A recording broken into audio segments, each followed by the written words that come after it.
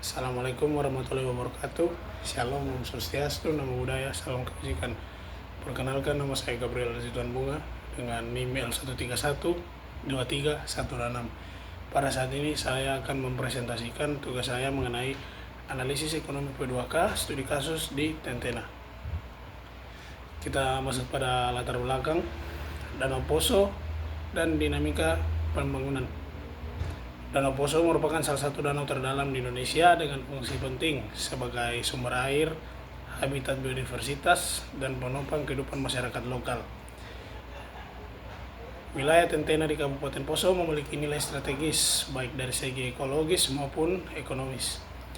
Perkembangan wilayah dalam beberapa tahun terakhir menunjukkan dinamika yang signifikan, pertumbuhan sektor pariwisata dan ekonomi lokal yang meningkat. Namun, tekanan terhadap lingkungan juga semakin tinggi akibat eksploitasi sumber daya, peningkatan limbah domestik, dan perubahan penggunaan lahan. Rumusan masalah dan tujuan penelitian. Yang pertama, sejarah perkembangan, yaitu bagaimana program pembangunan berkembang dari waktu ke waktu. Kedua, investasi dan cakupan, bentuk, besaran, serta luas cakupan wilayah dan sektor program. Yang ketiga, manfaat program, apa saja manfaat dari aspek ekologi dan ekonomi. Dan yang keempat, ancaman keberlanjutan, apa tantangan utama terhadap keberlanjutan program. Penelitian ini bertujuan mengkaji perkembangan program pembangunan, menganalisis dampak ekologis dan ekonomi, serta mengidentifikasi tantangan dan solusi berkelanjutan. Kita masuk pada landasan kebijakan dan konsep pembangunan. Pada landasan kebijakan ada 3 contoh yang bisa dilihat pada PPT saya, dan saya akan menjelaskannya, yaitu yang pertama, regulasi nasional. Menurut Undang-Undang Nomor 32 Tahun 2009 tentang perlindungan dan pengelolaan lingkungan hidup. Dan yang kedua, kebijakan daerah, program pembangunan daerah Kabupaten Poso dan program nasional pengelolaan danau prioritas. Yang ketiga, prinsip utama, yaitu partisipasi masyarakat, transparansi pengelolaan sumber daya, dan keberlanjutan lingkungan.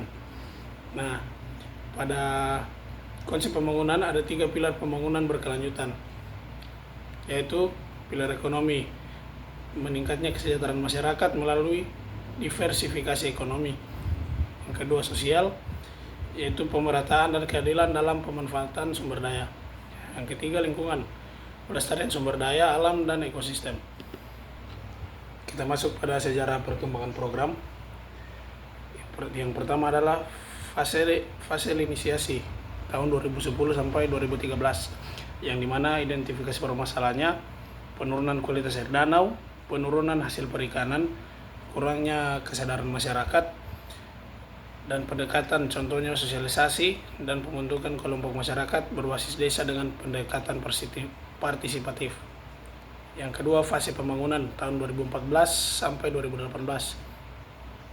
Terjadi perkembangan signifikan dalam pembangunan fasilitas wisata, pelatihan keterampilan masyarakat, dukungan lembaga eksternal.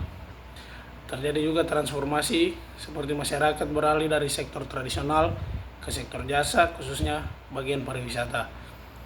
Dan yang ketiga, yaitu fase integrasi dari tahun 2019 sampai sekarang. Integrasi sistem, digitalisasi promosi wisata, penguatan konsep ekowisata, dan kolaborasi lintas sektor. Tujuannya menciptakan sistem pembangunan yang lebih adaptif dan berkelanjutan. Kita lanjut pada investasi dan cakupan program. Jadi yang pertama itu, dalam hal investasi ada investasi infrastruktur, antara lain pembangunan jalan, fasilitas wisata, dan sarana publik yang mendukung aksesibilitas kawasan.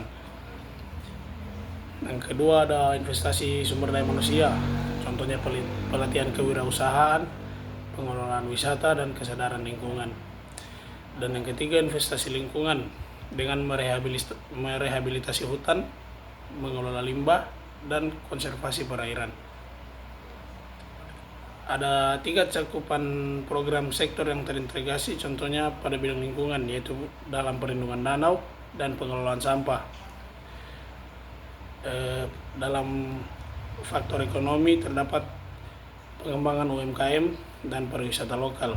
dan pada faktor sosial terdapat pada pendidikan lingkungan dan pemberdayaan komunitas.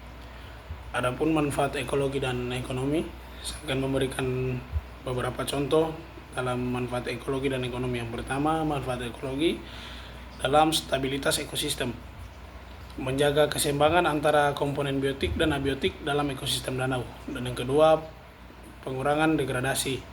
Kerusakan lingkungan dapat ditekan melalui pengelolaan yang lebih baik. Yang ketiga, konservasi keanekaragaman, yaitu melindungi berbagai spesies endemik di Danau Poso. Kita masuk pada manfaat ekonomi. Yang pertama yaitu transformasi ekonomi. Masyarakat beralih dari sektor primer ke sektor jasa. Yang kedua, nilai tambah. Produk lokal seperti kerajinan dan kuliner memiliki nilai jual yang lebih tinggi. Yang ketiga, ketahanan ekonomi. Diversifikasi usaha membantu menghadapi krisis ekonomi. Adapun ancaman dan tantangan program yaitu yang pertama, tekanan ekologis yang menjadi ancaman utama, seperti eksploitasi berlebihan dapat menyebabkan penurunan kualitas air dan kepunahan spesies endemik. Yang kedua itu over touris, jika tidak dikontrol, wisata justru merusak lingkungan yang menjadi daya tarik utama. Dan yang ketiga, kelembagaan lemah, kurangnya koordinasi antar pihak dapat menghambat implementasi program. Yang keempat, perubahan iklim yang berpengaruh pada debit air dan produktivitas perikanan di danau. Dari ancaman dan tantangan program tersebut, saya juga mengisi beberapa strategi dan solusi keberlanjutan. Kita bisa mulai dari pendekatan komunitas, dan yang kedua, penggunaan kelembagaan yang lebih baik, ketiga, teknologi yang memadai, dan memonitoring daerah sekitar. Rekomendasi strategis yang saya berikan ada 4, tapi saya akan menjelaskan salah satunya, yaitu edukasi lingkungan yang meningkatkan kesadaran dan pemahaman masyarakat tentang pentingnya konservasi agar tempat wisata yang kita miliki itu tetap asri dan nyaman untuk kebersamaan kita bersama. Kesimpulannya, program pembangunan di Tentena menunjukkan bahwa pendekatan berbasis lingkungan dan masyarakat mampu memberikan manfaat ganda baik secara ekologis maupun ekonomis. Manfaat gandanya adalah program memberikan dampak positif simultan pada ekologi dan ekonomi masyarakat. Kita juga dapat melakukan pendekatan partisipatif seperti melibatkan aktivitas masyarakat menjadi kunci keberhasilan program. Sekian presentasi dari saya, lebih dan kurangnya mohon dimaafkan. Assalamualaikum warahmatullahi wabarakatuh. Shalom, Om Swastiastu, Namo Buddhaya, Salam Kebajikan.